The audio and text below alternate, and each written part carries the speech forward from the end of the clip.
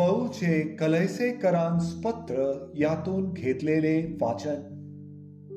आम्ही तुम्हाविषयी ऐकल्या दिवसांपासून तुम्हांसाठी खंड पडू न देता प्रार्थना करून मागतो की सर्व आध्यात्मिक ज्ञान आणि बुद्धी यांच्याद्वारे तुम्ही त्याच्या इच्छेसंबंधीच्या पूर्ण ज्ञानाने भरले जावे, अशा हेतूने की तुम्ही सर्व प्रकारे प्रभूला संतोष मिळण्याकरिता त्याला शोभेल असे वागावे, म्हणजे प्रत्येक प्रकारच्या सत्कार्याचे फळ द्यावे आणि देवाच्या पूर्ण ज्ञानाने तुमची वृद्धी व्हावी.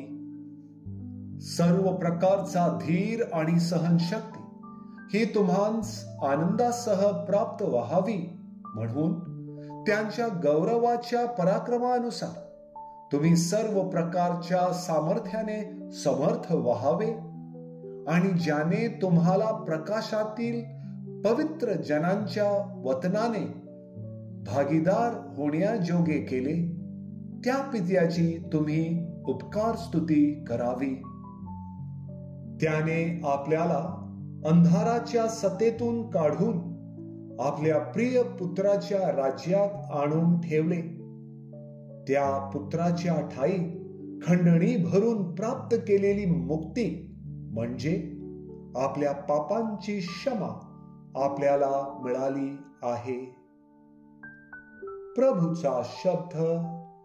देवाला धन्यवाद.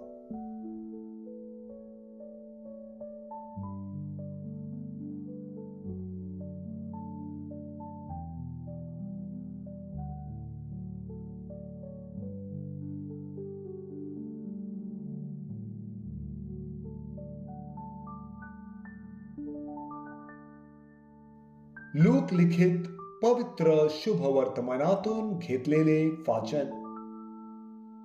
लोकसमुदाय येशू जवळ गर्दी करून देवाचे वचन ऐकत असता तो गन्सरेत सरोवराच्या किनाऱ्याशी उभा होता. तेव्हा त्याने सरोवराच्या किनाऱ्याला लागलेले 2 मछवे पाहिले. त्यावरील कोळी खाली उतरून झाडी धूत होते.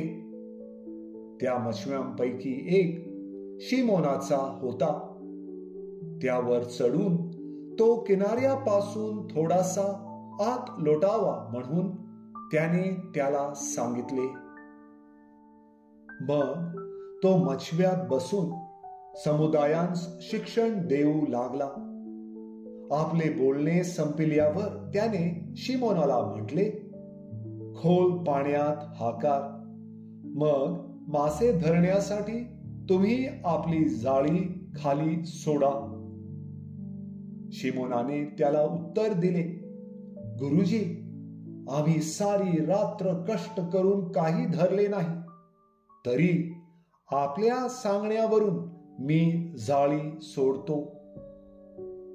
मग त्यांनी तसे केल्यावर माशांचा मोठा घोळका जाळ्यात सापडला आणि त्यांची जाळी फाटू लागली.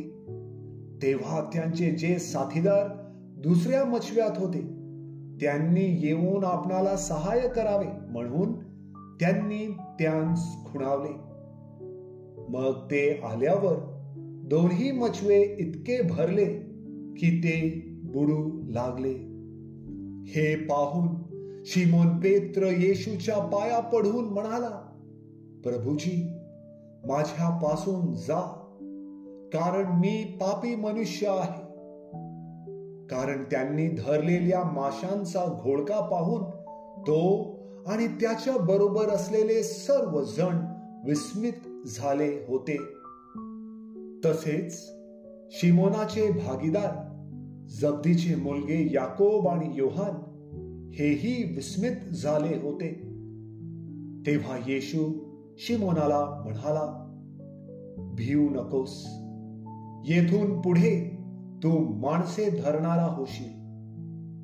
मग मछवे किनाऱ्याला लावल्यावर सर्व सोडून देऊन ते त्याचे अनुयायी झाले. प्रभूचे शुभ वर्तमान. हे प्रभू येशू ख्रिस्ता, तुझी स्तुती असो.